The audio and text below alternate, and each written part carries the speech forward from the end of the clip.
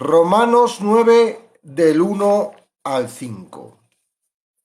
Verdad digo en Cristo, no miento, y mi conciencia me da testimonio en el Espíritu Santo, que tengo gran tristeza y continuo dolor en mi corazón, porque deseara yo mismo ser anatema, separado de Cristo, por amor a mis hermanos, los que son mis parientes según la carne, que son israelitas, de los cuales son la adopción, la gloria, el pacto, la promulgación de la ley, el culto y las promesas, de quienes son los patriarcas y de los cuales, según la carne, vino Cristo, el cual es Dios sobre todas las cosas, bendito por los siglos.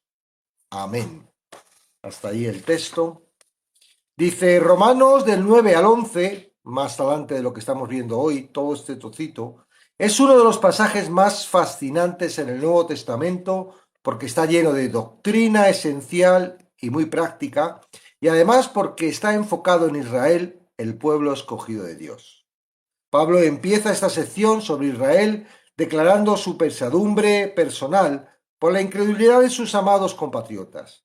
Un judío incrédulo que tomara en serio las palabras de Pablo de los capítulos 1 al 8, sentiría con toda probabilidad que según el Evangelio él había quedado desheredado y abandonado por Dios.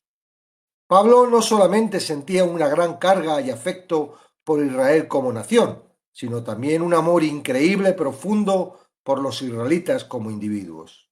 También sabía que antes de que los judíos incrédulos estuviesen dispuestos a escuchar cualquier cosa que él les quisiera decir, primero tendría que estar convencidos de que él tenía un interés genuino en ellos y que estaba muy lejos de estar encabezando una conspiración en contra de las tradiciones judías.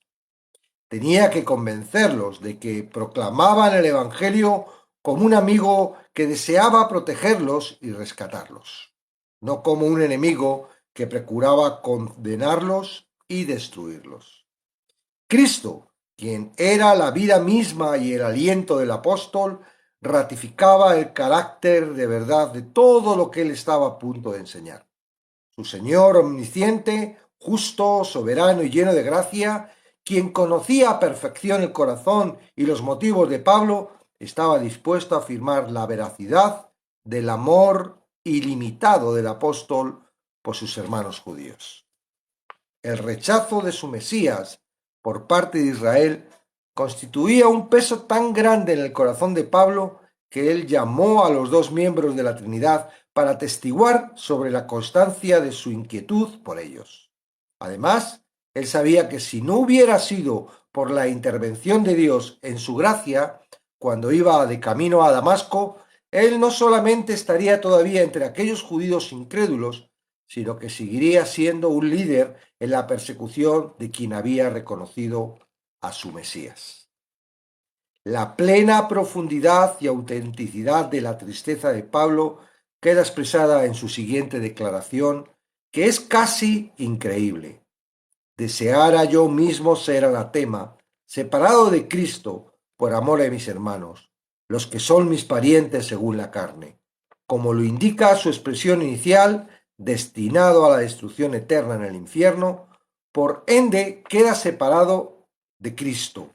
Pablo estaba hablando aquí en un sentido emocional y no teológico, y no existe razón para dudar que esta sorprendente declaración de sacrificio personal fue la expresión de un corazón completamente honesto. Pablo sentía tal amor que estaba dispuesto a renunciar a su propia salvación y pasar la eternidad en el infierno, si eso pudiera de alguna forma traer a sus hermanos judíos a la fe en Cristo. Él sabía, por supuesto, que aun si tal cosa fuese posible, el hecho de que él fuera separado de Cristo no tendría poder en sí mismo para acercar una sola persona a Cristo. Era precisamente el gran amor de Pablo por los perdidos lo que hacía que él, un instrumento tan poderoso en las manos de Dios. El evangelismo tiene poco efecto si el evangelista tiene poco amor por los perdidos. Pablo expresa enseguida su profunda tristeza por la incredulidad de Israel a causa de la conexión personal de ellos con Dios. Él no amaba a los judíos únicamente porque fueran sus coterráneos, sino mucho más todavía porque son el pueblo escogido de Dios. Él amaba a todo el que Dios ama, y debido a que Dios tiene un amor único hacia Israel, Pablo tenía un amor especial por Israel. Pablo presenta 9 privilegios maravillosos que preceden a Israel y que Dios en su gracia y amor les concedió a ellos. En primer lugar, ellos son privilegiados por el simple hecho de ser israelitas, descendientes de Abraham por medio de Isaac y luego de Jacob, que después se llamó Israel. En segundo lugar, los israelitas son aquellos de los cuales son la adopción. Más allá de su estirpe patriarcal, los judíos tienen el privilegio de haber sido adoptados como hijos de Dios. En tercer lugar, Dios bendijo a la nación de Israel, revelando a ellas solamente su propia presencia manifestada en la gloria sequina. De esta forma única e indiscutible, Dios habitó en medio de su pueblo. En cuarto lugar, Israel tuvo el privilegio de recibir el pacto con diversas ratificaciones. El primer pacto fue con Abraham, el padre físico de todos los judíos. A través de Moisés, Israel recibió el pacto de la ley en el monte Sinaí. Por medio de David, Israel recibió el pacto y el reino eterno. Inclusive sería por medio de Israel que vendría el pacto supremo de redención de Dios a través de su Hijo. En quinto lugar, Israel tuvo el privilegio de recibir la promulgación de la ley de Dios por vía de Moisés. Con esa ley Israel no aprendió solamente los 10 mandamientos, sino también una gran cantidad de principios y estándares que al ser obedecidos no solamente se honraba a Dios, sino que traían bendición sobre el pueblo. En sexto lugar, Israel fue bendecido de una forma esencial porque le fue confiado el culto, por medio del cual se rendía adoración agradable al Señor y se trataban los problemas relacionados con el pecado delante de él. En séptimo lugar, a Israel le fue dadas las promesas de Dios de una manera única y distintiva. En octavo lugar, Pablo recuerda a sus lectores que fue de Israel que Dios levantó a los patriarcas. Fue a través de esos hombres que se afirmaron los cimientos de todas las bendiciones. En noveno y último lugar, Israel recibió el privilegio de suministrar el linaje por medio del cual, según la carne, vino Cristo. Cristo no nació judío por casualidad, sino que su nacimiento como descendencia humana de Abraham y David fue preordenado.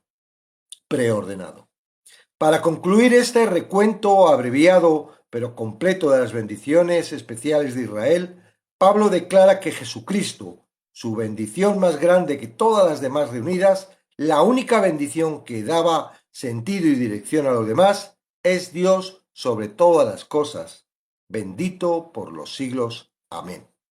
Esas palabras no son tanto una expresión de bendición como una afirmación de la majestad y el señorío divino de Cristo.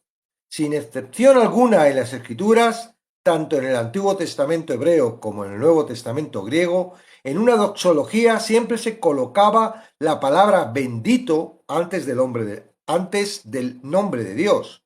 Aquí, en cambio, Pablo emplea la forma inversa, Dios bendito, lo cual indica que sin duda alguna el apóstol iguala intencionalmente a Cristo con Dios. La partícula que antecede a Dios es el cual y el antecedente de el cual es Cristo. No hay confusión al respecto.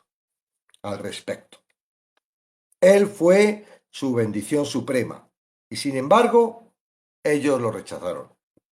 Una trágica incredulidad que compungió el corazón de Pablo y también afligía el corazón de Dios.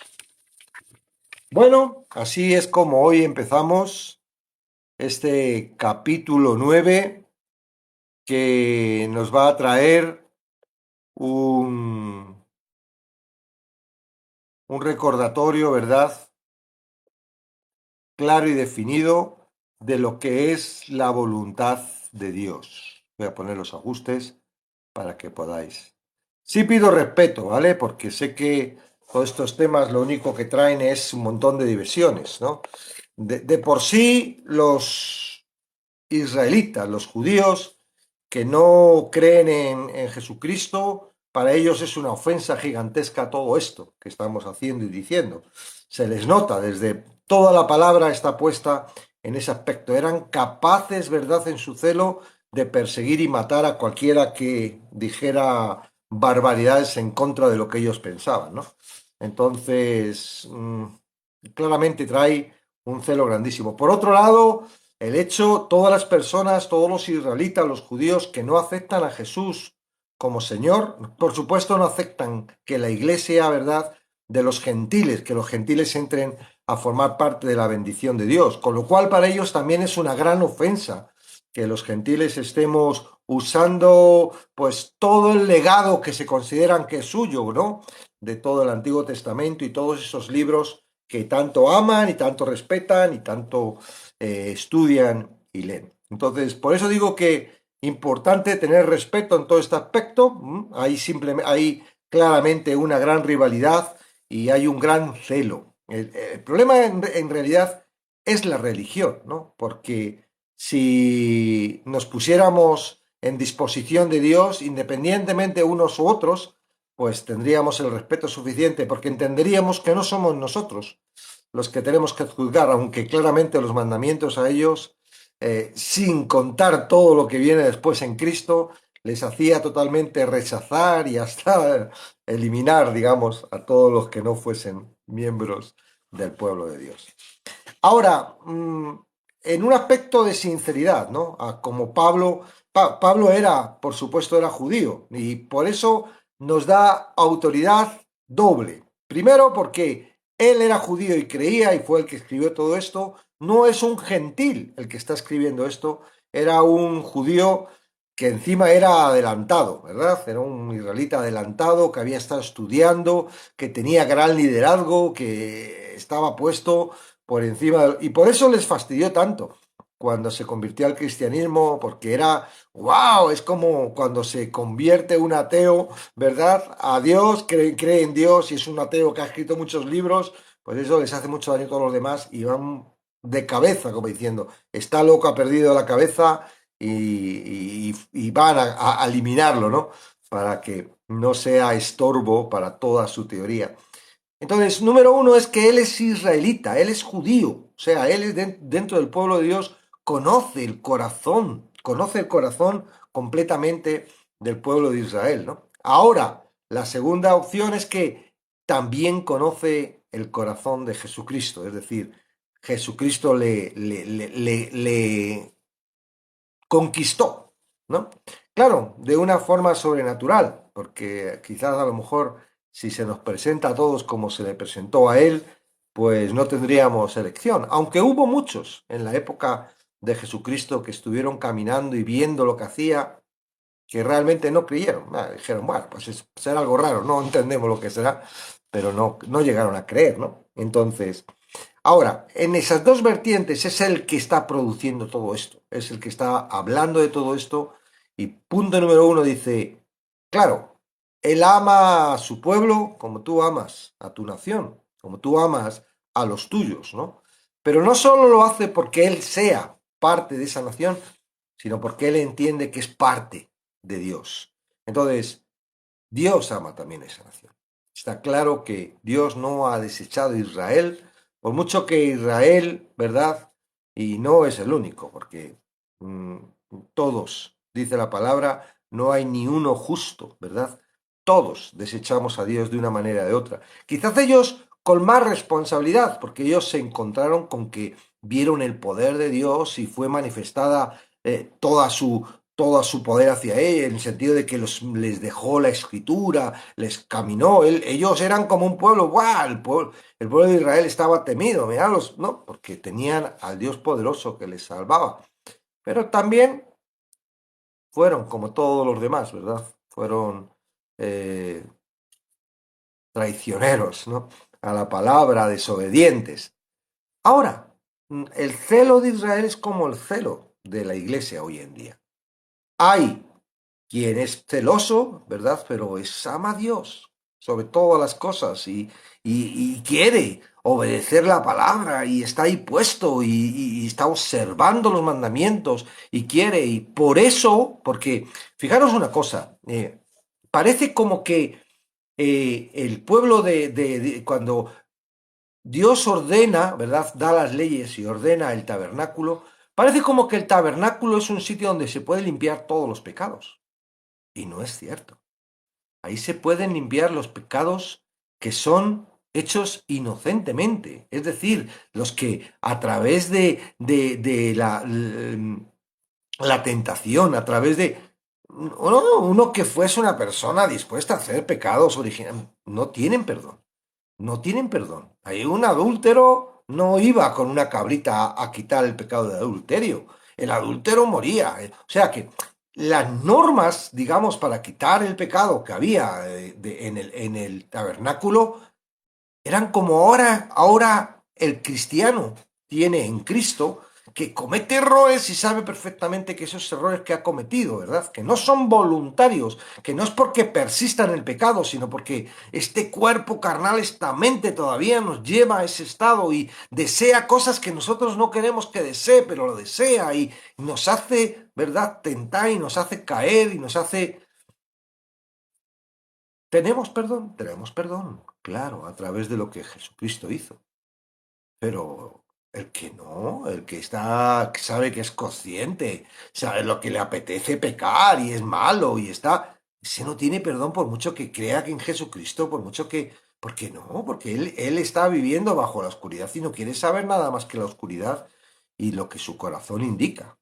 Entonces, quiero decir que dentro del pueblo de Dios, dentro de lo que es el pueblo de Israel cuando estaba en el desierto y después con el templo, esos sacrificios no valían para los pecadores que no creían en Dios o querían... No, no, esos no, se encargaban de ellos. No, esto era para los que realmente, sinceramente, estaban buscando a Dios. Sentían que Dios estaba y querían, y eran celosos, querían, ¡ay, quiero la bendición de Dios! ¿Y cómo consigo la bendición de Dios siendo obediente a su palabra, a sus mandamientos? No podían, porque es imposible, ¿verdad? ¿Qué hago? Si yo quiero, pero no puedo, pero... Bueno, hay una forma, ¿verdad? De limpieza. En realidad, estaban acercando, todo eso era acercamiento, ¿verdad? A lo que luego iba a venir Cristo y que pues hay algunos que no lo han entendido y que siguen esperando ese Mesías y que ven a Jesucristo como una, una herejía, ¿verdad? Algo que les vuelve locos, ¿no? En ese sentido. Entonces, bueno, con todo el respeto, por lo menos de mi parte, hacia el pueblo de Dios, ¿verdad? Y no digo porque yo pueda, por mi propia fuerza, sino por lo que Él, por lo que Dios quiere a este pueblo, debemos entender que, que Dios eligió al pueblo, le usó para la escritura que hoy en día, bendita escritura tenemos. Por esto mismo ha sido un pueblo perseguido, ya lo vamos a estar viendo esta semana, perseguido, que la han querido aniquilar más de una vez este pueblo y bueno, pues todos conocemos, a lo mejor conocemos todos la historia de los nazis, pero no conocemos todas las anteriores veces que han querido destruir al pueblo de Israel y han sufrido mucho como pueblo, simplemente por ser ese pueblo elegido por Dios y que estaba trayendo el mensaje. Satanás sabía que el Mesías iba a salir, ¿verdad?, del pueblo y él estaba, Dios, si sale, me liquida, si sale, me destruye, vamos a liquidar este pueblo. Y han sufrido mucho y siguen sufriendo. Entonces, bueno, respetamos, amamos en el Señor este pueblo y no, quizás no a lo mejor como Pablo, ¿verdad?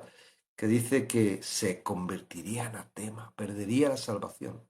Bueno, ¿cuántos de nosotros perderíamos la salvación por nuestros hijos?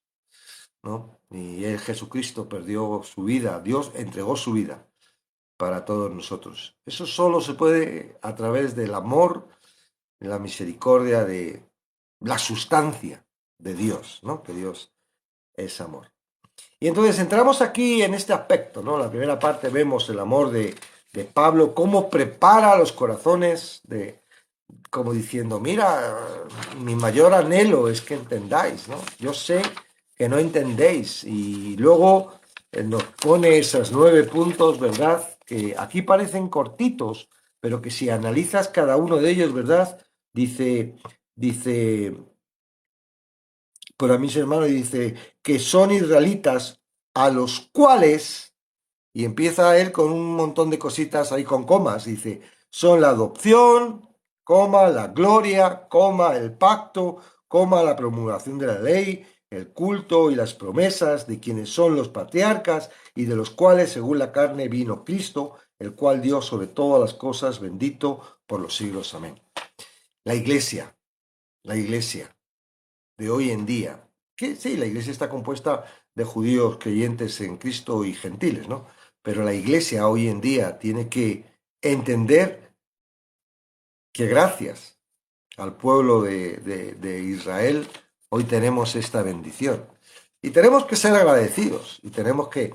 Claro, es muy difícil, ¿verdad? Cuando alguien viene y se mete con Jesucristo y no cree. Y no solo eso, sino que a veces como que son muy, ¿verdad? Se creen que son, porque son israelitas y, y vemos que de nada les sirve ser israelitas si no creen en Jesucristo, ¿no? Con todo eso. Y ahí hay un aspecto, ¿verdad?, de orgullo y de que no nos gusta, ¿no? Yo me imagino que tampoco le gustaría a Pablo, pero sin embargo Pablo, en este trocito de la escritura, con mucho amor, mucha honra, ¿verdad?, con mucho respeto, muestra, no solo a ellos, para mostrar que realmente él conocía todos los derechos y todas las bendiciones que había recibido, sino para que hoy nosotros, como iglesia, ¿verdad?, fuera de Israel, porque, por ejemplo, yo no soy judío, yo no soy israelita, pues podamos también ver, Señor, ver esas bendiciones que Dios había usado con ellos.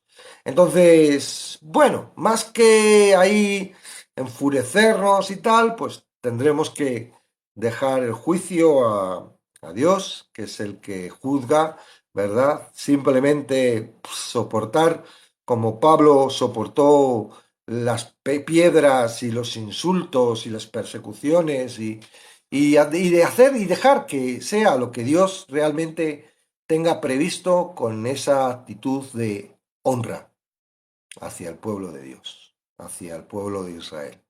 Entonces, sé que es complicado, sé que en nuestras fuerzas y en nuestro corazón y nuestra mente nos quiere jugar malas pasadas porque no es fácil, pero bueno, tenemos que entender que Dios nos está preparando, ¿verdad? Para, para darnos ese amor a un pueblo que desechó a Jesús, pero que Jesús no los ha desechado, ¿verdad? Ahora, no porque no los haya desechado, ellos van a salvarse si no aceptan a Jesucristo. Al final tendrán que aceptar a Jesucristo y volverán a tener que pasar, según lo estamos viendo en Apocalipsis, en el estudio de Apocalipsis, tendrán que pasar toda la tribulación, muchos de ellos serán mártires, otros serán marcados para predicar, ¿verdad? 144.000 serán marcados de los propios, de las tribus, ¿verdad? De las distintas tribus, 12.000 de cada tribu, y ellos mismos serán los que ya no serán, bueno, imagino que los gentiles seguirán por ahí, pero ahora serán ellos, como Pablo, ¿no? Los que estarán diciendo, ¡hey, arrepentiros! Este es el juicio, eso es lo que estaba diciendo el apóstol Juan cuando escribió el libro y que ahí... Y habrá gente, muchos de ellos, que reconozcan, se arrepientan y reconozcan a Jesucristo y puedan limpiar, ¿verdad?, sus pecados a través de él. Y habrá otros que, lamentablemente, pues no se salven, porque no lo aceptan. Eso es así. que si somos evangélicos, pues yo no sé, no sé lo que eres tú, pero no sé a qué llamas evangélicos, ¿no? Es que los nombres y las etiquetas y todo esto que colocan, lo que colocamos los humanos, lo único que hacen es etiquetar y enmarcar en cajas, y no sé a qué te refieres con que si somos evangélicos, ¿no? Creemos en Jesucristo y creemos en la palabra, desde Génesis hasta Apocalipsis. Es decir, esos 66 libros del canon que hay actualmente, pues esos libros, y son los que estamos estudiando y son los que estamos. Entendemos que somos guiados por Dios a través del Espíritu Santo. Solo hay un Dios, pero este Dios tiene claramente tres personas. No me digas cómo, porque no te lo puedo explicar, porque no es algo explicable por los humanos, porque no somos como Él, como Dios, pero es un solo Dios, pero Jesucristo es Dios, el Espíritu Santo es Dios y el Padre es Dios. En eso creemos. Amén. Entonces, cristianos. Sí, si quieres llamar cristianos, pues puede ser cristianos. Cristianos porque entendemos que nuestro Señor es Jesucristo y nosotros formamos parte del cuerpo de nuestro Señor Jesucristo. Formamos parte de esa novia que va a ser casada, ¿verdad? Con el Cordero. Bueno, prontito, hoy he terminado prontito, no había mucho que explicar aquí, habría que explicar mucho más. Por ejemplo, a mí me llama mucho la atención, ¿verdad? Cuando nos acercamos al Antiguo Testamento, lo que es, llamamos Antiguo Testamento por otra etiqueta puesta, ¿no? Pero de antiguo, bueno, sí, porque estaba antes que el Nuevo Testamento, ¿no? Pero en realidad tiene tanto valor como todos los libros tienen tanto valor. Y es increíble toda la revelación que Dios puso, ¿verdad? En esos libros de la parte del canon antiguo, ¿verdad? Del Antiguo Testamento, como nosotros lo llamamos. Y el carácter, si nos damos cuenta, ¿verdad? El carácter de esos libros es Dios tratando con un pueblo. Dios tratando con un pueblo. Y ese pueblo es el pueblo de Israel. Y sí, si nos fijamos en lo que el pueblo de Israel hacía, pues podemos tener puede tener mala fama el pueblo de Israel. Pero tenemos que fijarnos el punto en donde Dios estuvo confiando y trabajando con ese pueblo, porque no somos distintos, somos humanos. Los israelitas y los demás somos todos humanos, tenemos el mismo corazón, el mismo corazón. Si hubiera elegido Dios a los españoles, les hubiera pasado exactamente lo mismo que a los israelitas, o peor, porque a lo mejor Dios eligió al pueblo de Israel por algunas características que tenía, no lo sé. Aunque yo veo que no es que eligiera el pueblo de Israel, sino que creó un pueblo a través a través de Abraham, porque Abraham no era israelita, ¿eh? Era, pero a través de Abraham él creó un pueblo que se multiplicó y que era un pueblo celoso por Dios, ¿no? Era un pueblo que se consideraba su pueblo, ¿verdad? Y los demás pues iban adoptando el pueblo, el Dios del pueblo de Israel y lo iban adoptando, pero ellos se consideraban como que era su Dios. Y es un carácter importante porque hoy en día tenemos que considerarnos, ¿verdad? Pueblo, somos pueblo. Él ha juntado dos pueblos en uno solo, ¿verdad? En un solo pueblo y somos pueblo, ¿no? Y tenemos ese celo como lo tenían ellos hoy en día y bueno, tampoco los que hoy viven, que son de herencia, han pasado por el desierto.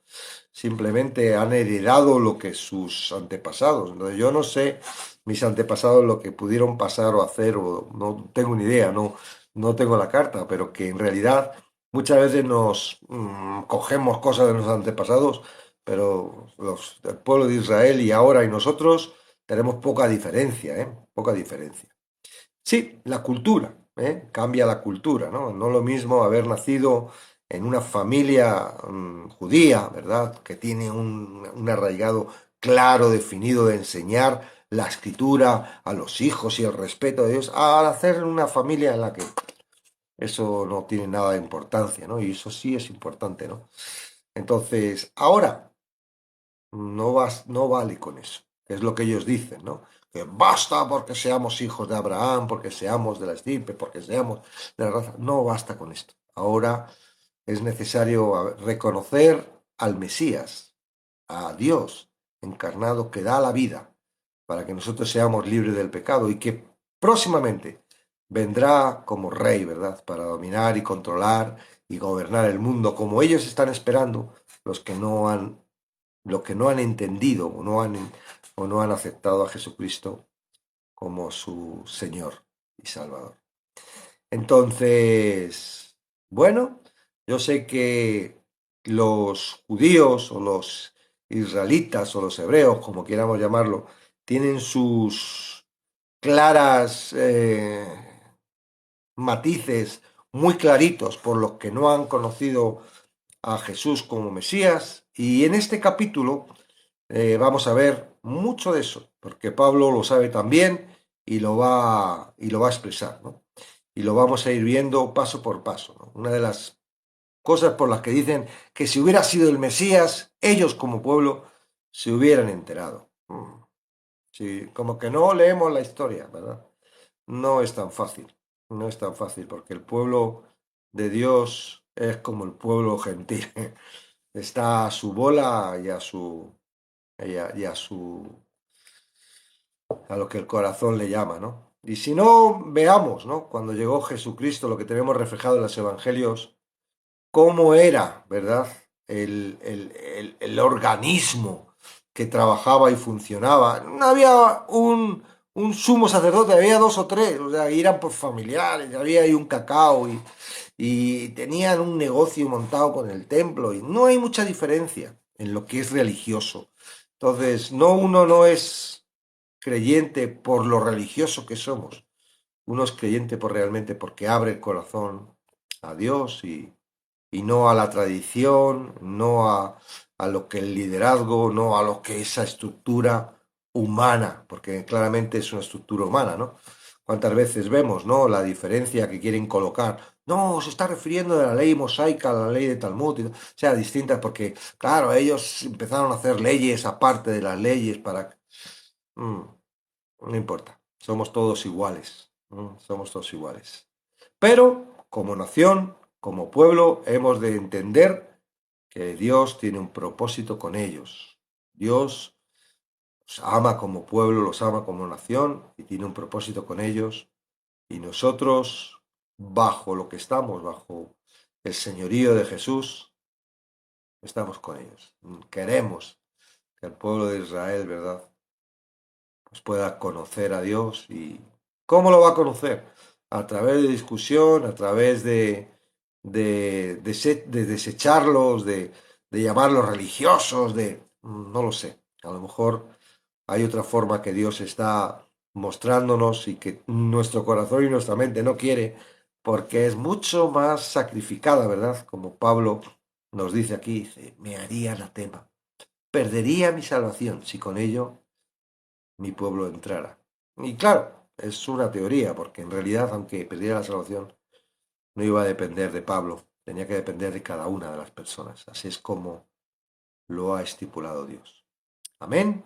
Entonces, bueno, tampoco estoy como esos otros que aunque están, oh, y aman al pueblo de Israel, ¿no?, en ese amor fingido y que, y tal, y que misticismo y tal, no estoy ahí, pero sí estoy en el aspecto del respeto, de la admiración del pueblo de Israel y muy pendiente de sus pasos, porque entiendo que ellos son el reloj de, de toda la historia, ¿verdad?, de este mundo, porque así le ha placido a Dios y ¿por qué no? ¿No? Es- Dios es soberano y elige, y eligió al pueblo de Israel. Amén. Eso es como decir, si nazco europeo soy mejor que si nazco africano. Pues no tiene por qué, ¿no? A lo mejor tienes más ventajas si naces en Europa que si naces en África, ¿no? Pero no hay distinción. Los humanos son humanos y Dios tiene es claramente no tiene distinciones, no hace distinciones entre los humanos. Amén. Ahora sí tenemos que respetar al pueblo de Israel. Bueno, ya digo, al pueblo de Israel y a cualquier pueblo. ¿Por qué vamos a no respetar? Es a través del amor como Cristo lo hizo. No, él no vino con espada. Él no vino aquí a conquistar con guerra. Lo hizo con amor. Entonces, bueno, pues tendrá que ser con amor, aunque a veces, ¿verdad? Nos cueste amar. Nos cueste amar a personas que están tan en contra, ¿verdad? Yo cuando estuvimos leyendo, estudiando el libro de Hechos, la verdad es que, qué pesados, ¿eh? El pesado, el Pablo, que siempre que llegaba a una nueva ciudad se metía en la sinagoga y siempre pasaba lo que pasaba. Estábamos como esperando a ver, a la próxima ciudad no te metas, vete directamente a los gentiles que son los que te hacen caso y tal, pero Pablo seguía insistiendo y no le importaba las palizas que cobraba con tal de hablarles, ¿no? Y decirles, ¿y qué resultados tenía? No tenía resultados, digo, que no te das cuenta, pero bueno, había un propósito claro de Dios, de que Él testificara, ¿verdad? Que Él testificara. Imaginaros la frustración de Pablo, porque Pablo entendía el corazón de los judíos, entendía ese celo, entendía por qué los judíos no querían aceptar a Jesús. Él estuvo detrás de los cristianos, ¿verdad? Estuvo ahí, permitió que muriera Esteban, iba con cartas para Damasco, él, pero se convirtió. No puede haber sido otro mejor, ¿verdad? Se convirtió, Dios supo hacer las cosas, se convirtió. Pero eso no significó que las personas creyeran, ¿verdad?, en Pablo y vieran en él la salvación a través de Jesucristo.